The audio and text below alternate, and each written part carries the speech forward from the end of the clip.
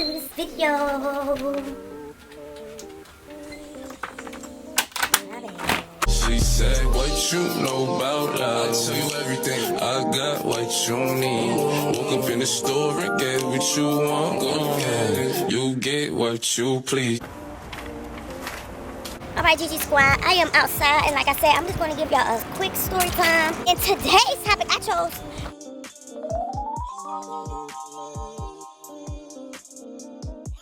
But anyway, guys, yeah, so I met my boyfriend in 2007. I was actually a trap queen or whatever.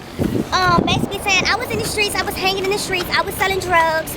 And me personally, I felt like I was the man while doing it because I had money, I had clothes, I had a roof.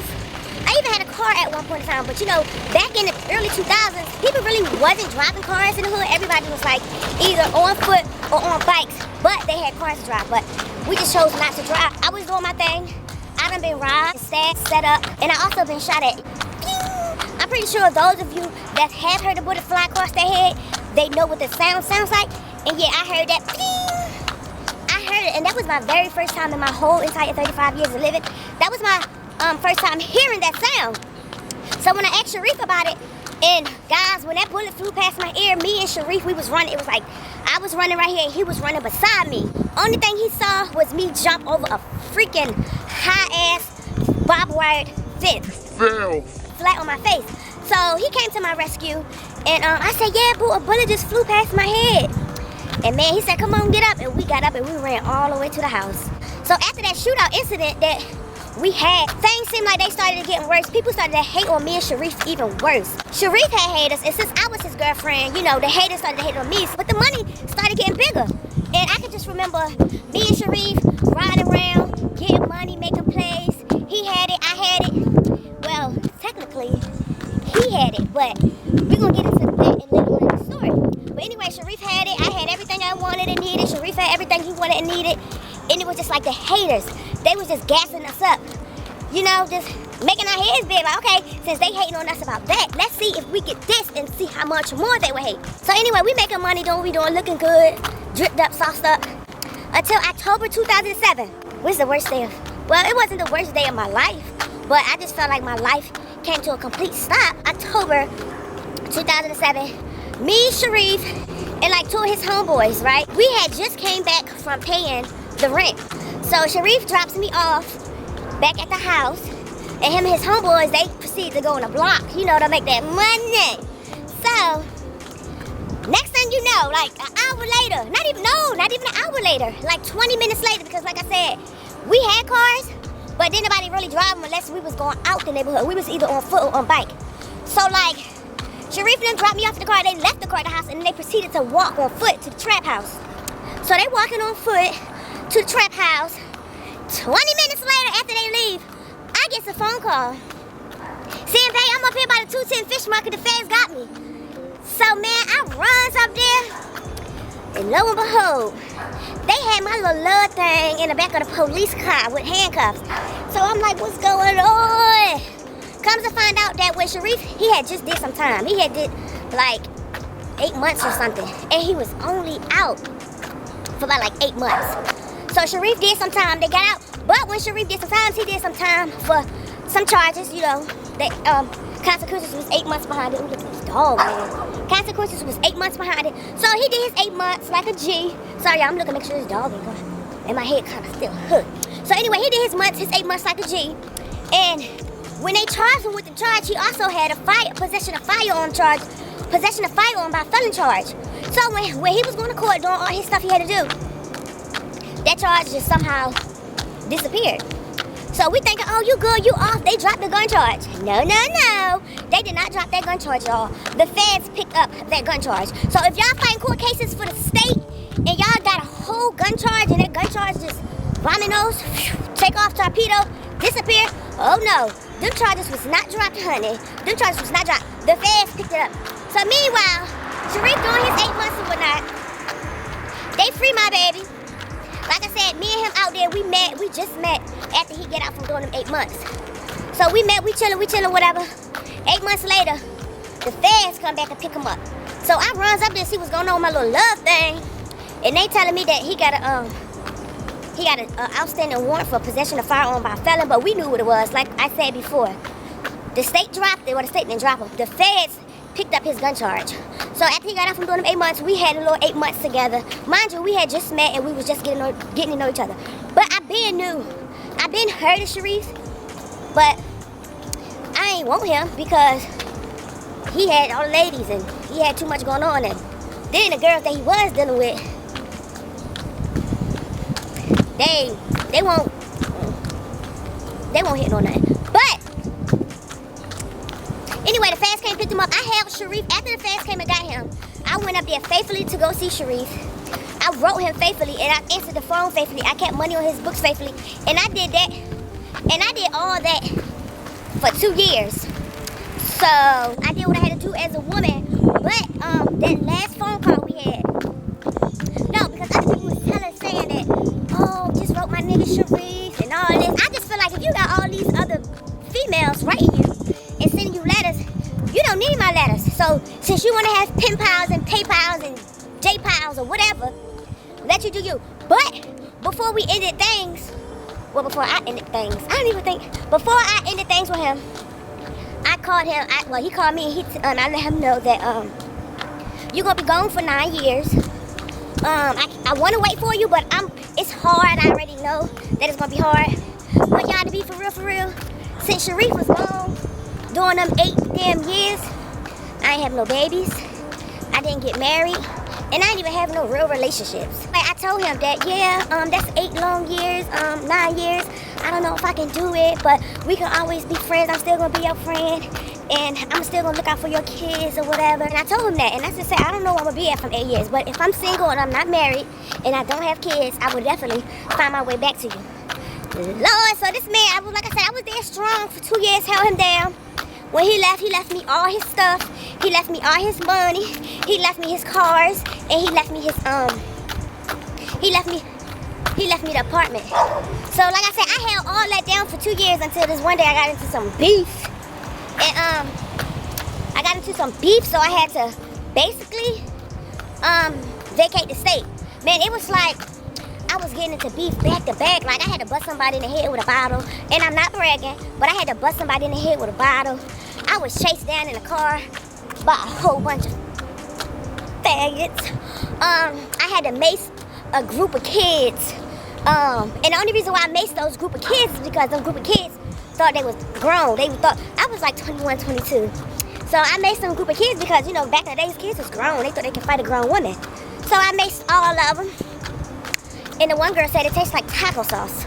So I'm glad you kind of know what the mace tastes like. But anyway, I was getting in trouble. I was doing a lot of stuff. I even went to prison myself. I did a 6-month bid the first time while Sharif was gone. And I also did a year bid. So I did 2 bids in the midst of him doing his 1 9-year bid. So like I said, I was getting in so much trouble. My mom told me that, Mary, it's best for you to move. So I moved all the way, 3 hours away, to the state of Virginia. And when I moved to Virginia, y'all, it was like things were so better for me. It was like I was getting jobs back to back. I even was a freaking shift manager at Popeyes. Yeah, and cause I didn't know because, like I said, when I was living here in Fayetteville, North Carolina, that's all I knew was trap. That's all I knew was the streets. It was the type of people I hung around. You know, my best friend Erica Gady, who's now resting in peace. Rest in peace, girl, but she taught me a lot. Even though I'm older than her by like a year. She really taught me a lot because when I first hit the streets, it's like I jumped off the porch quick. And you know, when you jump off the porch quick, you gotta, especially when jumping off the porch into the streets, you gotta be legit, you gotta be alert, you gotta know what's going on, you gotta know the ins and outs. So when I jumped off the porch, it's like I jumped off the porch with some experience. Knowing damn well, I did not know who the hell was waiting for me in the streets. But I thank God for it all because I didn't get strung out on drugs. I didn't catch no AIDS. I ain't got no babies. I'm still living well. I have no health issues. So I just thank God that I experienced the street life for myself. And, you know, I just don't talk about it. It's a lot of story times I got for you guys. But like I said, once some subscribers go up, then y'all gonna know a lot more about me. But I just don't want to be telling my business, like seeing people you know. But I am thankful for all the subscribers that I do got. I know I have some loyal subscribers. I know some subscribers, they like, they comment, they share. Shout out to my brother Fresh Out of 88, y'all. Go follow his YouTube channel. It's Fresh Out of 88, and I'm gonna put it along the bottom of the screen, right here somewhere. So yeah, guys, your girl was fragile. Your girl was hood as fuck. I was gangster. I mean, I'm still kind of hood and gangster, but people don't see that as much. Y'all see my funny side. I had to get in touch with my funny side. Somebody say, why are you so tough? Why are you so hard? Why you don't get in touch with your feminine side? Feminine side? I like this tough exterior that I got put up, because don't nobody bother me. They may talk a little shit, but anybody can put their hands on me. And I'm pretty sure a lot of people know that. So instead of getting in touch with my feminine side, I got in touch with my funny side. And I found a new career that I love doing. I love uploading content. And so I'm going to do more story times. Your girl might talk that stuff when telling her, what you call that stuff? Testimony. Because your girl do got a testimony. I'm 35 years old. I've been through a whole lot. But it don't look like I've been through a lot. It don't look like I'm 35. But your girl, she been through a lot. That's because I wasn't doing no hard drugs and nothing like that. I wasn't just in the streets having sex with different men, letting the men beat your body down. So no, I still look good for my age. And I'm happy. But guys, yeah, your girl been through a lot. I got a great story time for you guys. So yeah, guys, your girl was gangster at one point in time in her life. I'm trying to watch out for these dogs, man, because it's a great people. But yeah, your girl was gangster at one point in time in her life. I got into trouble. It was so crazy and weird how me and Sharif met and how fast we met, because it was like in Fayetteville, North Carolina, and my mama, she told me, she said, you might well just go ahead and move somewhere else, you know, be around a different scene surrounding. So that's what I did. I moved to Richmond, Virginia, and I was living there for like 9 years or whatever, and I didn't even know what life would be like 9 years from now. So he understood that, so. But I did stick around for him for 2 years, held him down. So eventually, I moved away, and he continued to do his time.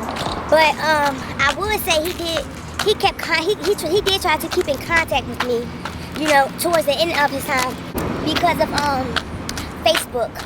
So yeah, he was keeping, you know, in and out contact with me until when he finally did get out, he found me on Facebook and he hit your girl up. And we've been thick as thieves ever since. He got out in 2011. Yeah, 2011. And he came to Virginia to pick me up. He came to get his queen. I came to pick my king. So yeah, and that's just a love story. And I got so many other stories about us and the stuff we've been through. But yeah, guys, I do want to tell you guys more story times. But like I said, if you guys go give me some more subscribers, then I will open up more to you guys.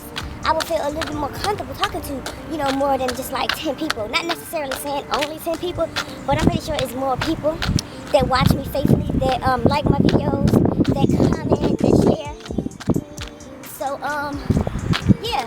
So I was that girl, and I'm not trying to be that girl no more, but if somebody take it in, if I had to go and get 10K right now, I will go and get 10K right now. And that's just on it. I'm sick of this dog, y'all. I'm scared. So I'm going to have to end this story time really soon, like really, really soon. Because yeah, like I said, the dog out here running around and I don't want to get bit by it. But yeah, guys, I got more story times and more stuff that I want to tell you that I'm going to share with you. But like I said, go give me some subscribers, y'all. Bring me back some subscribers. You hear me? I want to start doing reaction videos. I want to start doing more stuff. I want to start doing more things on my channel. I think I give great content right now, but I want it to be better. I want my editing and everything to get better. But yeah, your girl was a trap queen. She hit the bando. All that good juicy stuff. But yeah, I got some juicy story times for you guys to share. So, oh my dog, I don't even know if it's listening. But y'all, I got to go because I'm just seeing dogs.